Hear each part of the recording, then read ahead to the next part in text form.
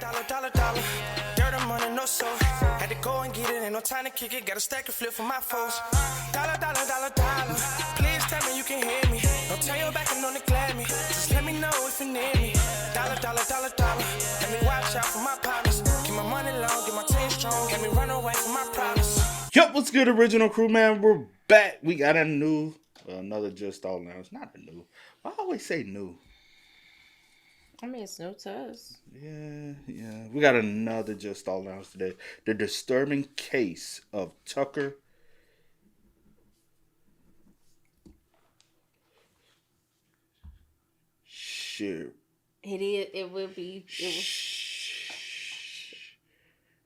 Cipriano. Because you take the R out, it's piano. Cipriano. That's a different one right there. Okay. That's not Italian though, is it? Me. Is it? You think? Could be. Oh, we got a lot of vowels. Yeah. We got a lot of vowels. That's how you know. Hopefully I said it correctly. I don't know. We'll find out. I hate butchering people's names. Yeah. I'll just stick to the first name. If I know how to pronounce that. It's the title. I know. It's a true crime documentary for us, y'all. Yeah.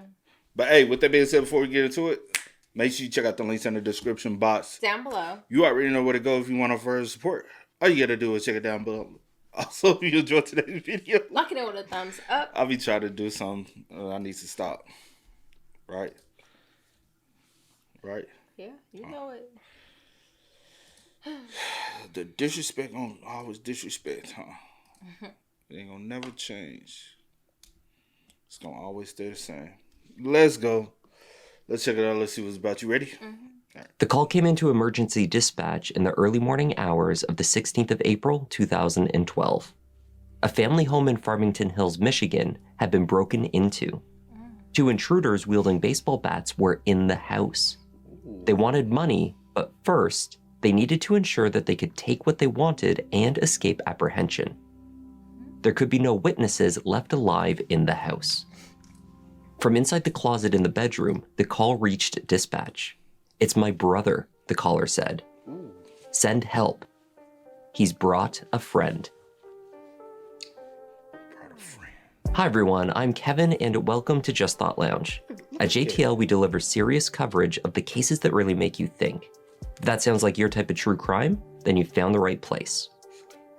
It's possible that many of you will have heard something about the case that we're about to look at, but it's also likely that many of the details of this confusing and horrific crime have been glazed over. In this case, we had commentators blaming the entitled teenagers, others placing the blame on drugs, and the accused killers blaming each other. Let's take a look.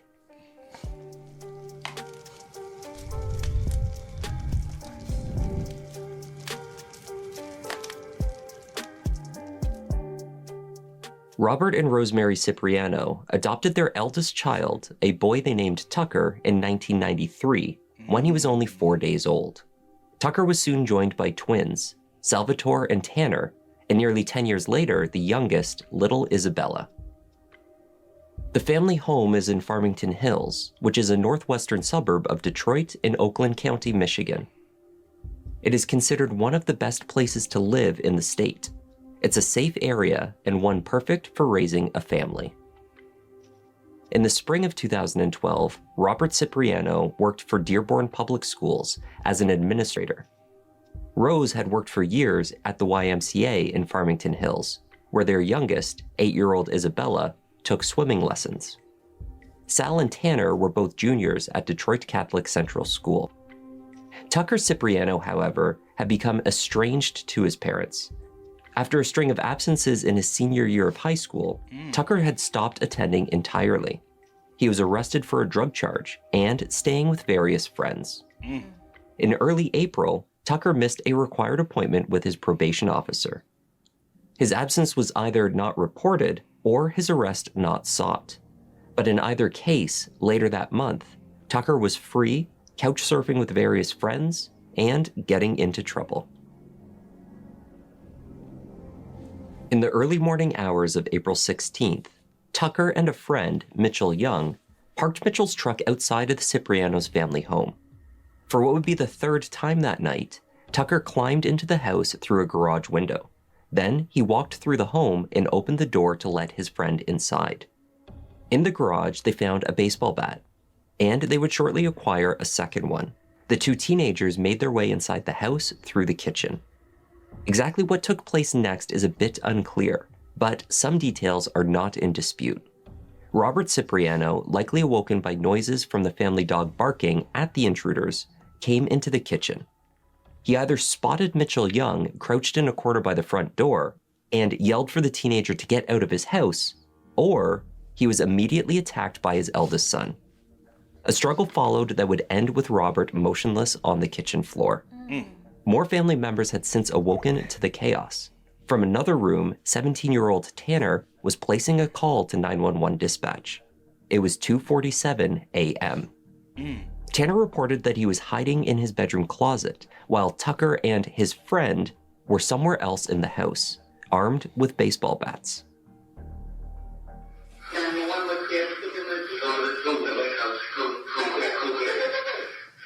I need an address. What is your address, please? Hello? Hello? Tanner was able to communicate the address of the house to the operator, as well as his concern that the attackers, his brother and another person, were somewhere nearby.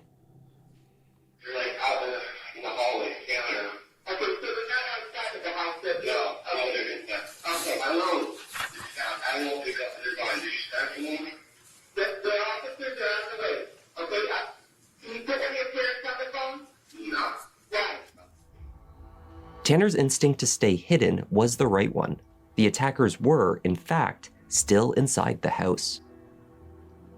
As police arrived at the property, Tucker fled out the back door, while Mitchell rushed up the stairs. He was spotted by the first responders as they entered the house.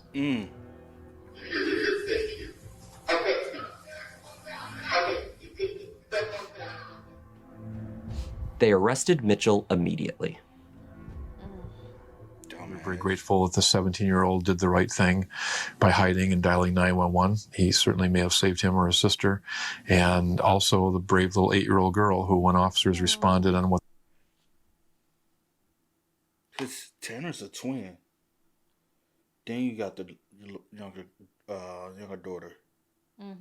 Then the rest of them is dad, mom, other twin. Yeah. So this is okay. So this is twin. You said which one? So this is twin.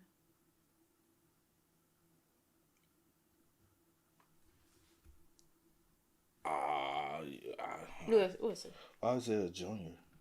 That's just great. Oh, he's a junior. Oh, I was like, why you got a junior beside it? I was like, and that's what was confusing me. My bad.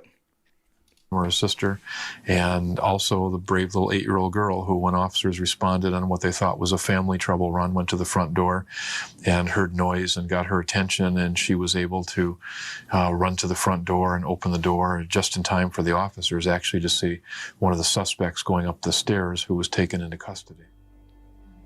Responders found Tucker's mother, Rose, sitting on the staircase, and his brother Salvatore laying on the ground under 2 aluminum baseball bats. Both had sustained severe, life-threatening head trauma. Neither one of them was responsive. Tucker's father, Robert, lay dead in the kitchen. A BB gun was next to Robert on the floor, but just like his son and wife, he had been attacked with a baseball bat. Tanner and Isabella remained unharmed.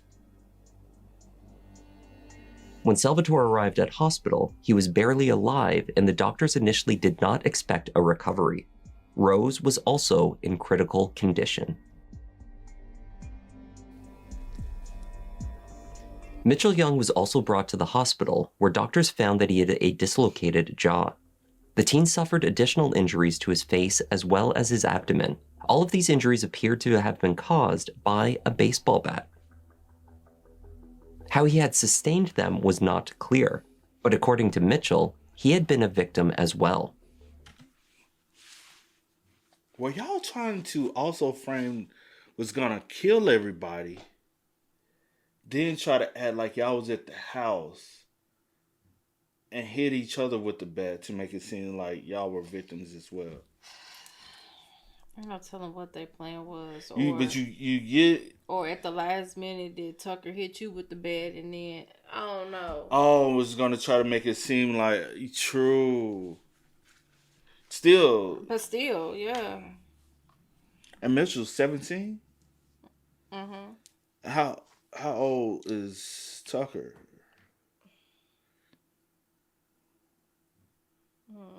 Because Tucker he is the oldest, but I can't remember, like. Was not He clear, said that in the beginning, but right? according to Mitchell, he had been a victim as well of Tucker Cipriano's. While the aftermath of the incident played out, Well, why would Mitchell be at the house? Why? How could you be a victim and why are you at the house if Tucker is not even supposed to be at the house?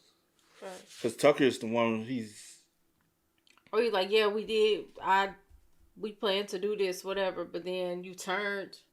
But you still playing conspired. Right. Y'all still conspired together. So yeah. Yeah. out at hospital, law enforcement was also busy tracking down Tucker. And it didn't take too long. By 6 a.m., Farmington Hills police had tracked Tucker Cipriano's cell phone to a home about 20 minutes north in Kego Harbor. His cell phone had been left in his truck, which was spotted outside of the house when law enforcement arrived in force to apprehend the teenager. I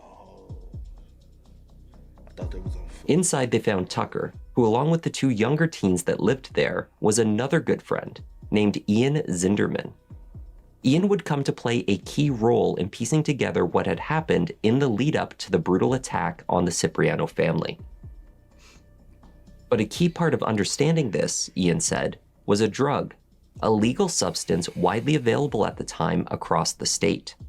It was called K2, or spice, a form of synthetic marijuana. Remember that? He was really drugged up. He was on the synthetic drug also known as spice or K2, of strand of K2. And it's put in marijuana? It's what it is, it's its own synthetic, it's like marijuana, but it's not marijuana. It's usually made from a different plant, and they drench it in different chemicals, and they should really legalize all that. Because I remember they used to sell it at the mall.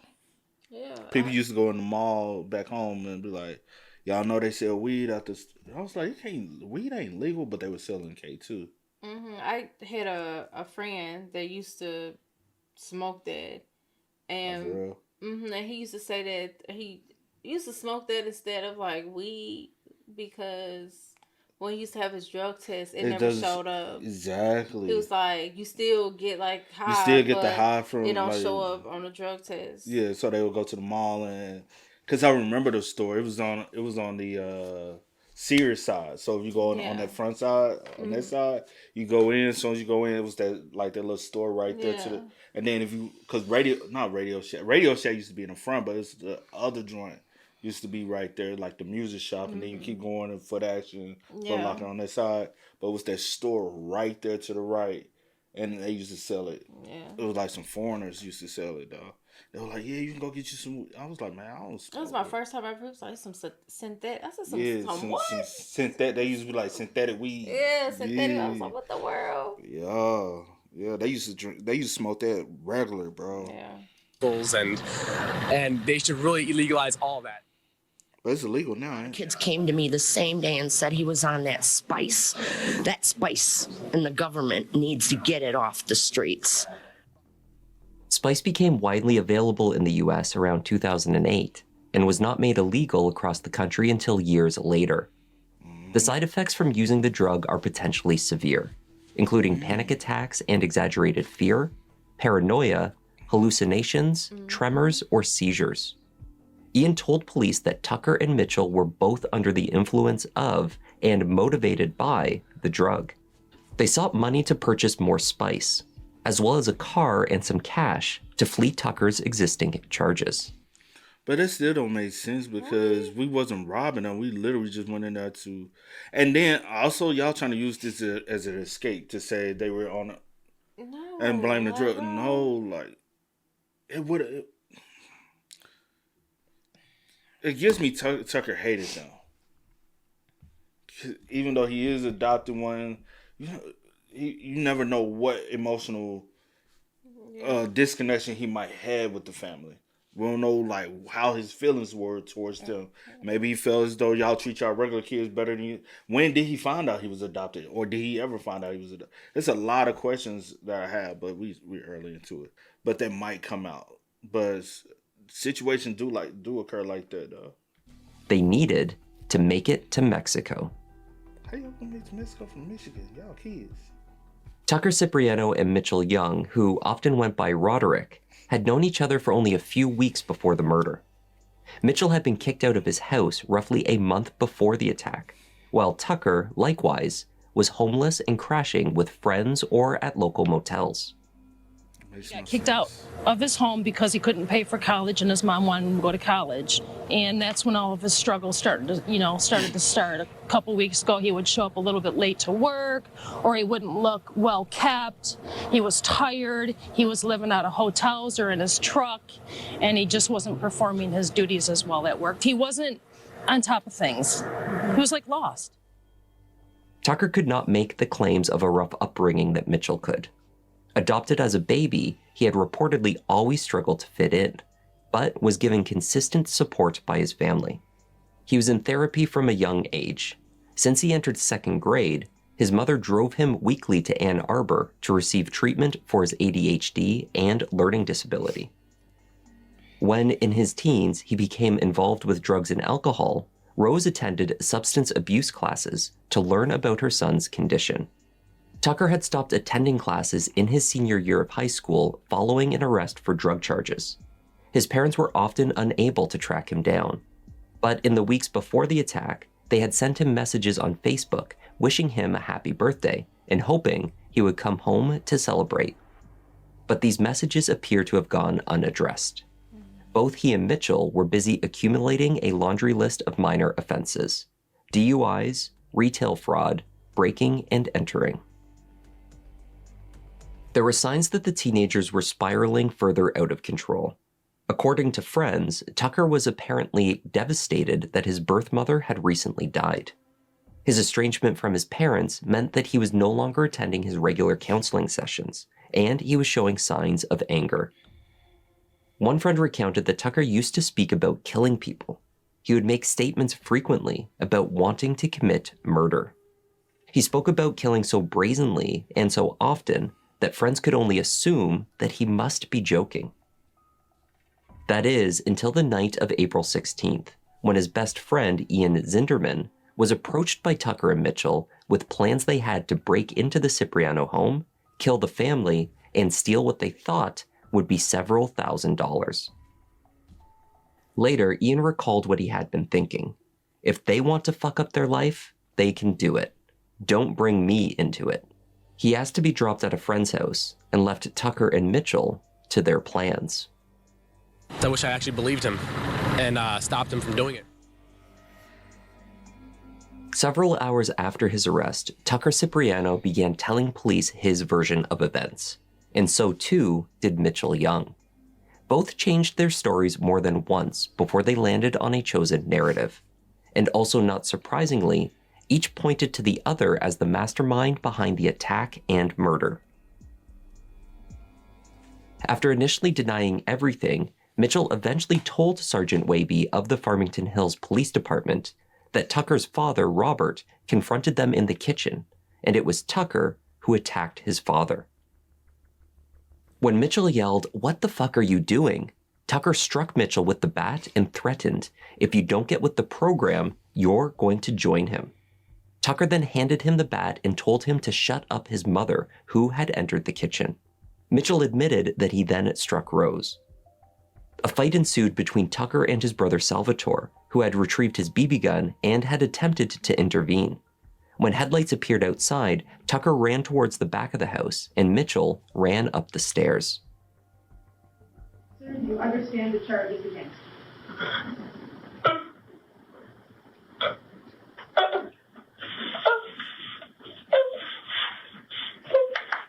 The fuck are we doing that shit?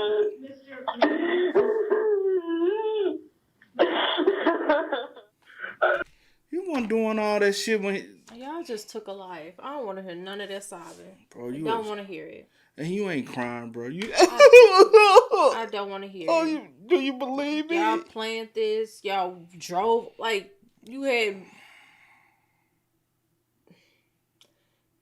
so many times to be like, you know something? No, not doing it.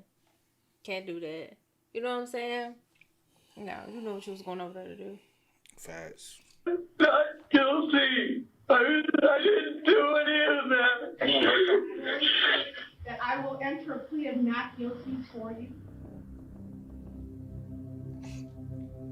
Sergeant Wavy, who recorded Mitchell's statements, described the teenager's chameleon-like demeanor, which changed depending upon the circumstances. Upon leaving the district court, Mitchell went from nearly crying to smiling and asking the accompanying officer, off the record, how do you think I'm doing? Whoa! All right.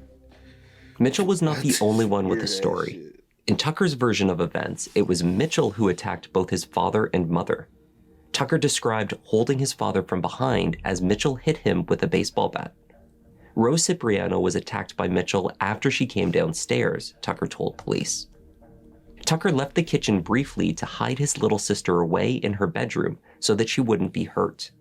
He claimed that he knew that Tanner was hiding in an upstairs bedroom, but that he pretended to be unaware of his brother's location for his own protection. When confronted by Salvatore and the BB gun, he did hit Sal with the baseball bat.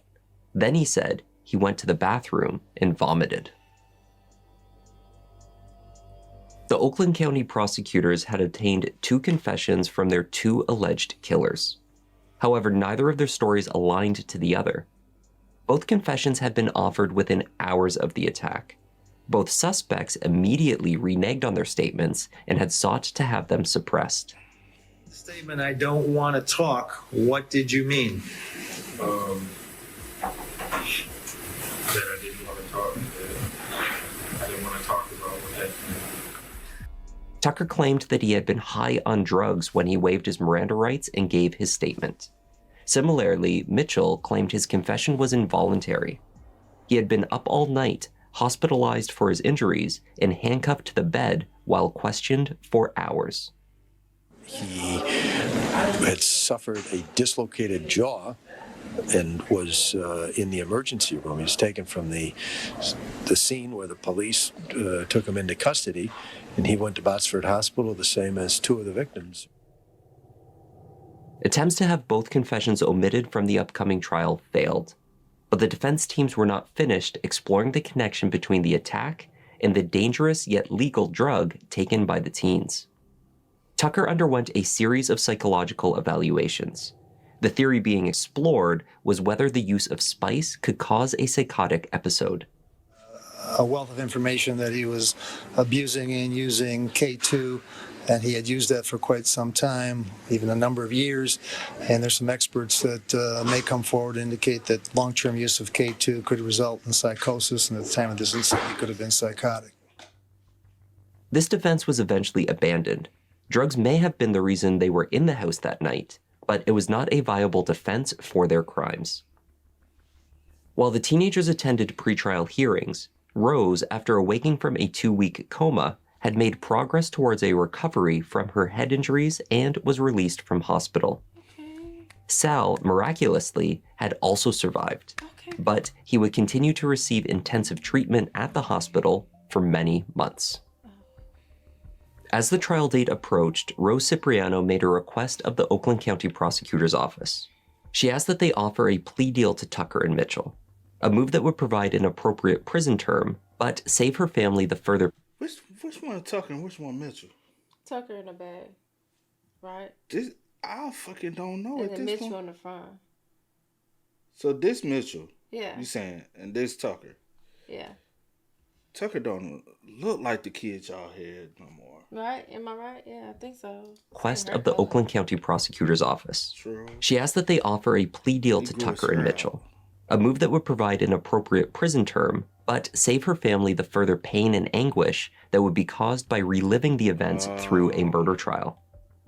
She wrote in a letter to prosecutor Jessica Cooper that she wanted her son and his friend to get a sentence of 40 or 50 years that would take them into old age, but would not be a life without parole sentence. My personal opinion, I think it's a waste of taxpayers' money. I believe it's going to traumatize the family. And if we enter into an agreement, for all intents and purposes, this young man's going to do the majority of his life in prison anyway. The community will be protected. If a trial was unavoidable, Rose asked that she and her children not be called as witnesses to testify. Robert's brother Greg Cipriano, himself an attorney, had relocated from New Jersey after his brother's murder to support the family. He believed that the prosecutor's office was behaving selfishly by pushing forward with a high-profile case instead of taking into account the best interests of the victims. They will do that. Because if I can televise and because some prosecutors look at this as marketing for them, for whatever they might want to do further on in their career, whether it be like run for office or typically run for office, like any kind of like mayor, governor, or senator. Like, hey, I was a prosecutor. I was able to convict this. I want to keep, you know what I'm saying, on that nature. So having a publicized, high-profile case like this can be beneficial for some people. But, hey, the family, I don't know. I don't know how I feel about that 100%, but I see her reasoning. And, you know what I'm saying, it is the child she raised. Even if it's not biological, it's still the child she raised. I doubt she would want to see him, you know. Our only option is to appeal to the public through the media, which is the last thing we wanted to do. The last thing that we wanted was to have exposure to the family. But the prosecutor's office has left us no choice but to appeal to the public and beg and plead for prosecutor Cooper to help us. She's self-serving. She wants a big trial. They're basically being assaulted a second time. And this time, it's being done by Jessica Cooper. As jury selection for Tucker's trial was underway, and the witness list continued to include his siblings, Rose and Jessica Cooper continued to spar in the media.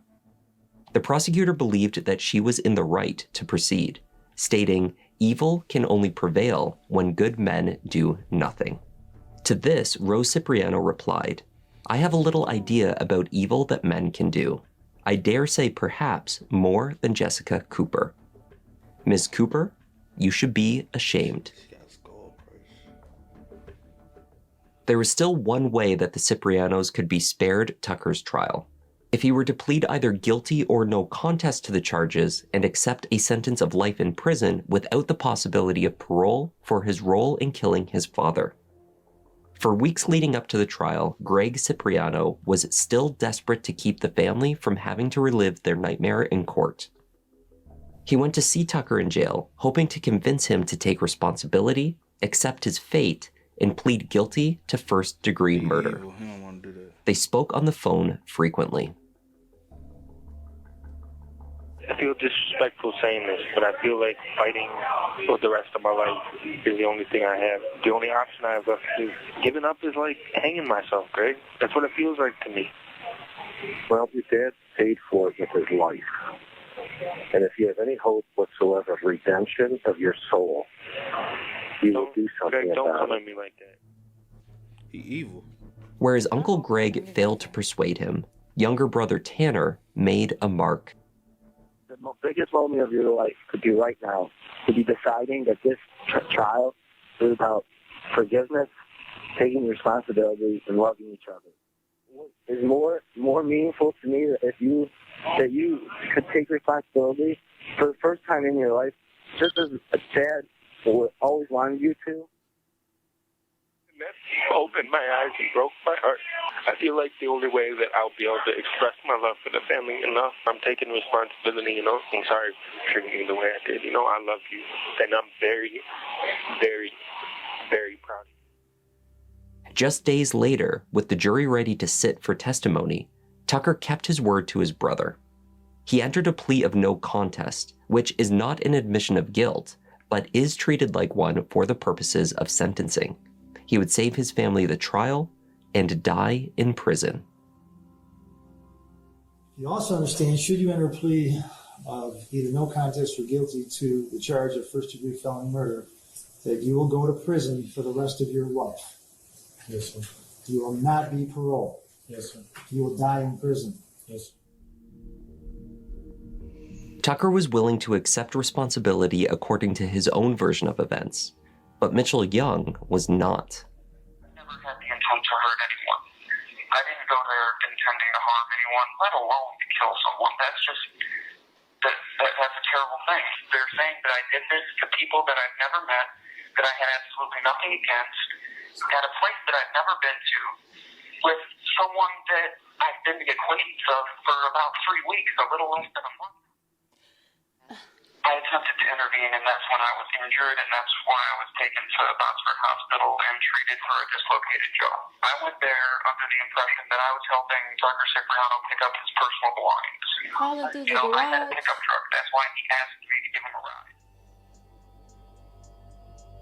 There were two key pieces of evidence presented at Mitchell Young's trial that pointed to his participation in the attack. Evidence that Tucker's version of what went down was more likely to be accurate.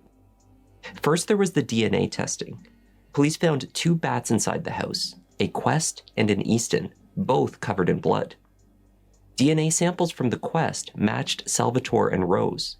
This bat did not contain Mitchell's DNA, so could have been the one carried by Tucker. DNA samples from the Easton were sufficient to identify Rose, Salvatore, and Robert as major donors. On this weapon, Mitchell could not be excluded as a DNA donor on the bat's handle, but Tucker could. When police apprehended Mitchell, he had blood on his person and clothing that matched the DNA profiles of Robert, Rose, and Salvatore. A blood spatter forensic expert testified that the blood on Mitchell's pants and boots was consistent with impact spatter, which is caused from an object contacting blood with blunt force. The location of the mark. I think both of them took turns hitting all of the individuals. I think both of them, you know what I'm saying? Mm-hmm. Because each individual, technically, you attack the father first together. Boom, boom. We can hit him. Then the mom comes down. We both can attack her. Then the brother come down with the BB gun. But we both can attack. But I guess on that one particular bed that he's speaking of, what you got going on? I think it's product out of my hair. Yeah. But that one particular bed that the Quest, Tucker DNA wasn't on it at all. Yeah. And Mitchell wasn't either, right? They said they can't exclude Mitchell. You can't exclude him, yeah. Because there is, Is it a possibility they had gloves on? Probably not. No, you don't. You don't know. You really don't know. I don't know, but the fact that you was talking about you went over there, bro, y'all crawling through garages collecting beds. Be for real. What you think you about to do? The grabbing the best part, climbing through the garage. That's one thing I say. Like if I'm going over here to help you pick up your stuff, I'm not crawling through a garage to help you do that. So let me say this. With that being said, boys do things that girls would not do. That's just point blank period. So with that being said, he could have been like, "Hey, I ain't got my key. I'm going through the garage." At 2:47 a.m., like at 2 in the morning. It's possible. Okay. Just gonna leave it at boys. Like I said, boys do things. I got you. Girls just won't do. I got you. But also, Mitchell didn't climb through the garage. It said Tucker climbed through the garage and Mitchell went and opened the door. I got you. But when he brought the bats out, I agree with you. You knew what was going down then. But do I believe he had intent when he first went over there? Yeah. Yeah.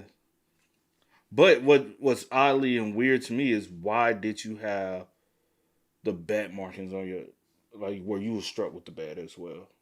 That's a lot. In the abdomen and where else? I have no clue. Was it in his face? No, probably not. That's I probably know it was just the blood. abdomen and somewhere else. From an object contacting blood with blunt force.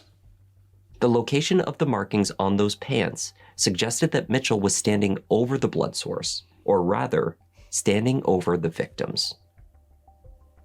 That have impact spatter on him with that great of a volume, I would say that individual wearing the pants was very close to the blood source when it occurred, and being that it goes up the inseam of the pants, that is indicative of the blood source being below that person. Yeah. Evidence found on Tucker's clothing was consistent with these conclusions. While there was blood found on Tucker's pants, it was not consistent with impact spatter. The DNA on Tucker's clothing matched to that of Rose and Salvatore, but not Robert. Wow. So Mitchell got the father. Yeah, so he said that from just the evidence collected and everything, it seems as though Tucker encounter of what happened is more likely to what actually happened, which he said that Mitchell was the one that had struck Robert. And that's probably also the reason why he's probably like, I ain't killed Dad. Yeah. But you still participating in the act, yeah. so yeah, you killed your dad. Yeah. But Mitchell and luckily didn't take your mom and your brother out as well, because that could have been. Yeah. Farmington Hills Police Department Sergeant Richard Waby had interviewed Mitchell in hospital for 3 hours. He recounted the statements Mitchell had given him about what he claimed had occurred at the house that night. Mitchell advised, he began yelling, "What the are you doing? What the are you doing?" And he stated that Tucker then turned to him and said, if you don't get with the program, you don't shut up, you're going to join them. She starts also yelling, and she's telling Tucker that, I love you, we'll give you money, just stop, and was yelling at Tucker as Tucker was striking Mr. Cipriano.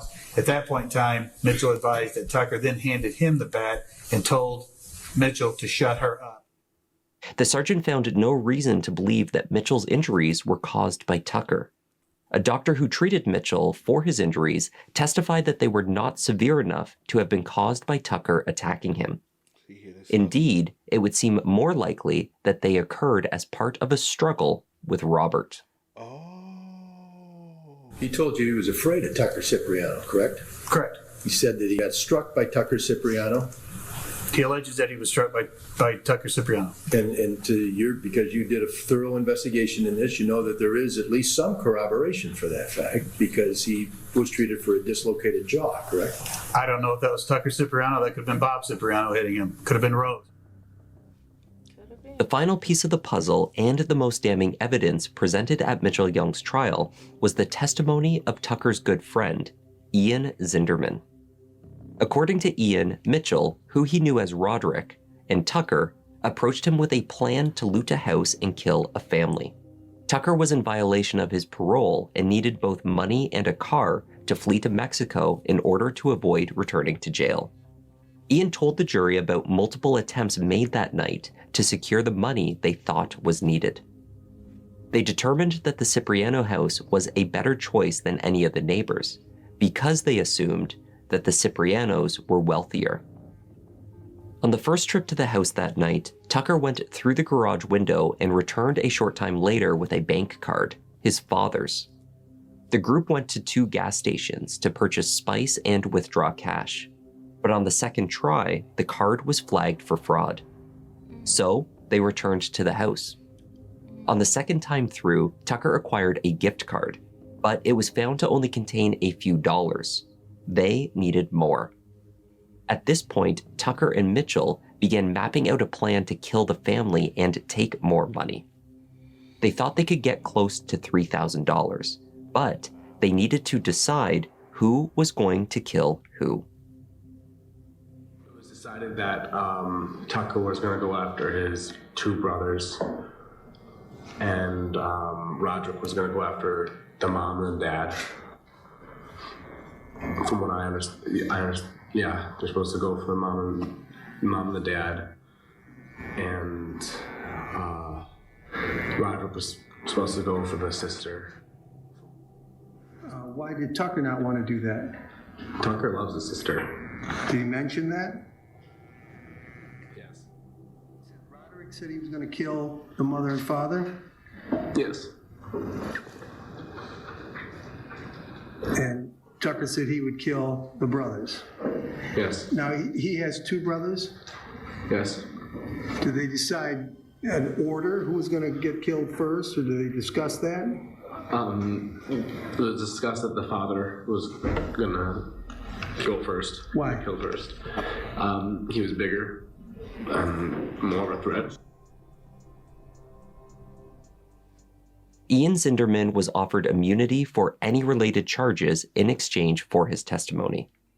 Mitchell and his defense team were adamant that details of his story kept changing, that he responded with the statement, "I do not recall," too many times to be credible. His word was also inherently biased. He was Tucker Cipriano's best friend. But Ian's testimony was impactful and believable.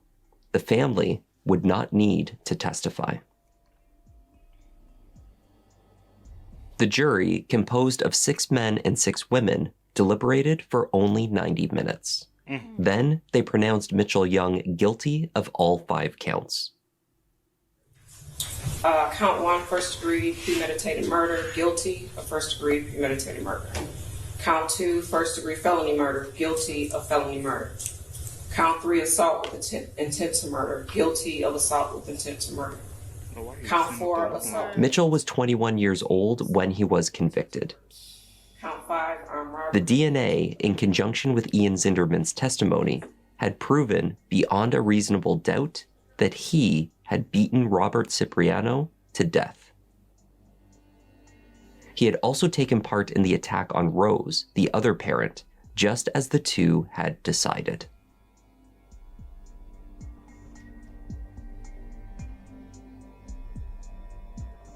Tucker Cipriano expressed grief and remorse at his sentencing hearing. He spoke lovingly of his father, the support of his mother, and how he should have been a better brother and a role model to his younger siblings. He was given the only sentence allowable under law, life in prison without the possibility of parole. An irresponsible and may have been an unpleasant older brother. But Tanner, Sal, and Belly, I love you guys with all my heart. Mom, you remember when the teachers had to detach us from you to be able to leave on my first day of first grade, but wouldn't let you go? Well, Mom, I wish I would have never let go. Mitchell Young took his sentencing hearing as an opportunity to air his grievances about the state of his representation at trial. Mitchell insisted that he was not provided a quality defense and that he was wrongfully convicted. Go sit there beside your lawyer and say, I do have to bring to attention that I'm not satisfied completely with the count. You said what? I said shut up. I'm talking about him. Oh, I thought you said like you no, said I'm shut like, up like shut up. No. So you gonna tell me why I'm sitting up here and I just represented you that I ain't do? Like the evidence presented, you did what you did, bro. I would have been like, motherfucker, you guilty. You are guilty. I do have to bring to attention that I'm not satisfied completely with the counsel that you've provided me. I believe there were many things that should have been done that weren't. Yes. Well, maybe she would. Everything that you're saying now is your basis for your appeal that the Yes. appellate court needs to hear. Yes, Your Honor. I need to get this on the record. I don't want to hear that. I understand. Also, a lot. And this is a convict. Somebody who thinks they know more than a motherfucker that's actually qualified to do it. I know. No. I know I need to don't. get. No, this is You what you don't. say Nobody trying to hear when you're you. trying to file your appeal. Nigga, this is a sentence. I need to say this on. No, that's not the proper way, bro. You're a convict. Go enjoy the rest of your life. Because I don't think Detroit has to death. So. out of this is just things that I'm sorry. Michigan. He alleged that his statements during the investigation were edited by Sergeant Richard Waby. He claimed that witnesses he requested should testify were not called upon. Mitchell also claimed that Ian Zinderman could be impeached as a witness due to his inconsistent statements and admission of faulty recollection. I'm not sure how much of what we've heard today or your actions have to do with a mental disease or that you are a very manipulative person. That's what it it's is. probably a little bit That's of what both. it is. I ain't saying nothing mental wrong. Your absolute refusal to acknowledge Or take any ownership. any of your decisions or your activities in this event, your absolute refusal to take any responsibility is really unbelievable to me. To say the least. In December 2014, Mitchell did eventually make a formal appeal against his conviction. His claims were deemed meritless, and his sentence, life in prison without the possibility of parole, was upheld. In the aftermath of the attack, Tanner Cipriano graduated valedictorian of his high school class, and in the following years earned a degree from Notre Dame. Salvatore Cipriano continued to make exceptional progress in his recovery, as did his mother Rose. The Farmington Hills community hold regular fundraisers and an annual 5K charitable run to assist with their medical bills and show their support. That is so fucked up. Despite the association, Salvatore has not been put off the game of baseball. In fact, it is his favorite sport. Tucker is serving out his life sentence. It is unclear if he is in contact with his family. You guys, the sister name. And that was the tragic story of the Cipriano family attack. Thanks for watching. I'm Kevin. This is Just Thought Lounge, and I'll see you in the next one. We'll see you on the next one, Kevin. This pissed me off. Just senseless. What did you say? What you trying to say something to me? I'm sorry. Yeah, it just I can't remember. Senseless, uncalled for. No one's life is worth.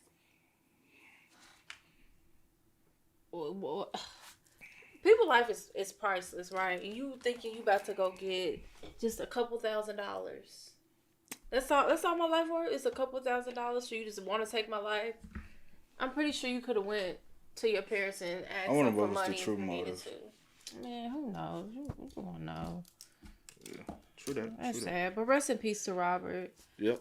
And definitely continuous recovery for the mom. And the brother. Sal. And the entire family, just mentally. Yeah. Yeah. But yeah. Y'all spam us up, man. Y'all let us know y'all thoughts about it for us in the comment section down below. But until next time, y'all know how it go, man.